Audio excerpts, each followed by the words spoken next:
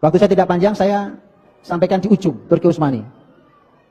Turki Utsmani, nah teman-teman, ada buku yang menurut seorang penulis yang pernah saya baca, buku ini tidak boleh beredar 75 tahun lamanya. Judulnya Militan Islam. Militan Islam. Penulisnya belakangnya Jason. Ada bukunya ada. Kalau antum yang bisa bahasa Inggris baca bahasa Inggrisnya, yang bisa bahasa Arab ada terjemahannya. Setahu saya terjemahannya Al-Islam Ats-Tsauri. Terjemahannya. Tentang militan Islam ini, menurut seorang penulis yang pernah saya baca dari, kalau nggak salah penulis dari Emirat atau dari mana, nulis tentang bahwa buku ini 75 tahun tidak boleh dikeluarkan. Kenapa tidak boleh dikeluarkan? Nah sekarang saya keluarkan. Saya keluarkan apa yang dibaca oleh para ilmuwan. Karena begitu antum baca, teman-teman, antum akan kembali ke Islam. Antum akan kembali mencintai Quran. Bahkan akan mencintai bahasanya Quran. Dan antum akan berusaha untuk bisa itu. Apa isinya? Di masa Turki Utsmani,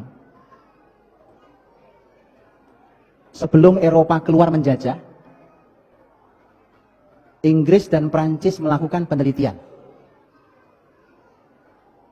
Penelitiannya diambil dari mulai Samudra Atlantik sampai Samudra Hindia.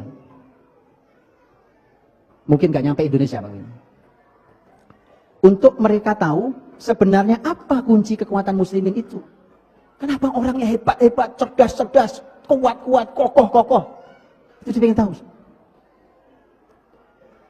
Diteliti oleh Inggris dan Prancis, Pak. Hasilnya luar biasa. Lihat hasilnya. Ini salah satunya, sebagian ya. Ternyata karena pola pendidikan dari kecil. Karena ternyata dalam sistem kekhilafan Turki Utsmani, Islam itu, muslimin memiliki sebuah sistem pendidikan yang dasar, pendidikan dasar, namanya kutab. Kutab itu anak-anak diajari yang paling dasar tentang Quran. Diajarkanlah Quran, terus bertahap dari mulai mereka membaca sampai hafal, sampai mulai paham isinya. Setelah itu mereka belajar bahasa Arab, bahkan mereka mulai menghafal kaidah-kaidah dalam bahasa Arab, dalam grammar Arab. Di antara yang mereka hafal adalah Alfiyah Ibnu Malik. Alfiyah Ibnu Malik 1000 bait, Alfiyah 1000 bait itu adalah grammar bahasa Arab. Jadi syair 1000 bait dihafal, itu dihafal oleh mereka. Jadi mereka menghafal grammar 1000 bait. Anda bisa bayangkan itu. Dan nampaknya itulah kunci kekuatan muslimin. Karena di sana terkandung banyak sekali keistimewaan. Di antaranya adalah apa yang disampaikan juga oleh seorang ahli bahasa. Ini juga dosen di Eropa, walaupun aslinya orang Mesir. Dan mungkin kalau tidak salah pernah beredar di terjemahan bahasa Indonesia di broadcast saya pernah baca. Seingat saya, kalau antum pernah baca, kalau tidak nanti antum boleh ada videonya, wawancara beliau ada di televisi di Mesir. Seingat saya di Mesir. Seorang dokter, dia dosen bahasa di Eropa. Dia mengatakan bahwa hari ini anak-anak di barat itu umur mereka masih sekitar 3 tahunan, mereka sudah menguasai sekitar 16.000 kata. Sementara anak-anak Arab, karena mereka berbahasa pasaran, bahasa Ammiyah, dan bahasa Ammiyah itu sangat terbatas kata-katanya, itu anak umur 3 sampai 6 tahun itu hanya menguasai 3.000 kata. Ini hubungan antara bahasa dan kebesaran dan kecerdasan juga. Kemudian dia mengatakan, jadi dia katakan bahwa di muslimin dengan penelitian buku tadi itu, dia menyebutkan 6 buku itu, muslimin itu ternyata punya kekuatan di Quran dan di Arab, bahasa Arab. Quran itu disebutkan memiliki lebih dari 77.000 kata. Jadi kalau 16.000 lewat Pak. 77.000 hampir, 77.500 hampir kata. Belum bahasa Arabnya. Belum dia kuasai grammar Arab tadi. Sehingga itulah yang disimpulkan oleh penelitian tadi, bahwa ternyata ini kekuatan muslimin itu. Nah, terus bagaimana caranya supaya mereka bisa menjajah? Maka perlahan tapi pasti, dua hal ini harus dihilangkan. Apa itu? Quran dan bahasa Arab. Maka Prancis dan Inggris punya madhab yang berbeda. Kalau yang Inggris membuat jenjang. Sekolah-sekolah yang kutab itu, yang belajar bahasa Arab, belajar Quran, macam-macam itu diimagekan di masyarakat, tetap ada, tapi diimagekan di masyarakat saat itu, ini untuk kelas orang-orang miskin. Pernah apa tidak? Indonesia mengalami bahwa yang sekolah agama itu anak-anak yang bodoh-bodoh. Pernah? Itu. Pesantren itu tempatnya orang buangan. Pernah? Pernah. Indonesia pernah punya itu. Wah nyantri, wah pasti kamu gak diterima sekolah negeri ya. Kamu nyantri berarti gak terima sekolah favorit ya. Alhamdulillah ini sudah berubah. Maka ini kebangkitan Pak. Ini kebangkitan nih. Ini harus dilanjutkan ini. Tapi hati-hati iblis ada di perempatan jalan di depan. Oke?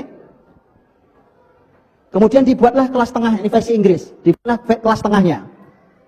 Kelas tengahnya itu dibuatlah sekolah-sekolah negara.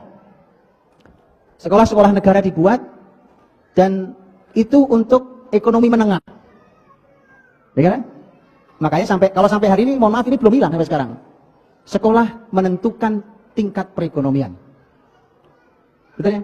Di mana kamu sekolah? Di sini. Oh, pas kamu orang kaya ya. Gitu ya? Ya. Itu masih pola Inggris, Pak. Yang level tinggi adalah international school. Masih ada sampai hari ini? Image itu masih ada? Berarti belum bangkit kalau gitu. Belum, saya tarik lagi kalimat saya. Belum bangkit kalau gitu. Yang modern international school di mana tidak ada Quran, tidak ada bahasa Arab. Kalau yang tengah tadi lemah bahasa Arabnya, Qurannya juga lemah. Itu versi Inggris. Versi Prancis enggak, kelamaan, diberangus semuanya. Itu versi Prancis. Oke? Itu yang saya baca. Jadi teman-teman, maka menjajahlah mereka. Sisa-sisanya masih bisa kita rasakan. Sekarang antum tahu gimana caranya mau jadi orang cerdas? Gampang Pak, gampang. Belajar syariat ini. Di mana belajar syariat? Jadi sampai masalah tempat, bukan cuma belajar syariat, nggak tempat. Contoh, anak tua asal sudah 7 tahun, apalagi laki-laki yang disuruh sholat, betul kan? Ini teori kecerdasan ini. Suruh sholat. Kalau laki-laki sholatnya di mana? Di masjid. Ini tempat bikin cerdas Pak. Asal masjidnya kembali fungsinya seperti Masjid Nabawi dulu. Ini tempat orang-orang cerdas, masjid ini. Makanya saya tidak aneh, tidak heran kalau hari ini mulai ada orang yang curiga terhadap masjid. Saya tidak heran. Anda sudah benar, curigai masjid. Karena memang itu tempat orang-orang cerdas, Pak. Dari situlah kekuasaan akan diambil kembali oleh muslimin. Jadi sudah benar kalau masjid dicurigai, Pak. Itu sudah benar. Dan silahkan curigai. Anda berhadapan dengan ahlul masjid nanti di akhirat. Ya Allah. Oke, mudah-mudahan taubat. Kalau enggak taubat, saya enggak berani ngomong, Pak. Berhadapannya dengan ahlul masjid. Itu isinya orang cerdas di masjid, Pak. Antum silahkan baca sejarah masjid di sepanjang sejarah Islam. Anda akan lihat di situ tempat didik anak supaya cerdas. Masukin ke masjid. Di tempatnya, pelajarannya, polanya dan seterusnya itu diurutkan begitu cerdasnya luar biasa. Karena nanti anak-anak kita akan ketemu tentang pola materi ilmu yang tidak pernah mungkin diajarkan oleh orang-orang barat.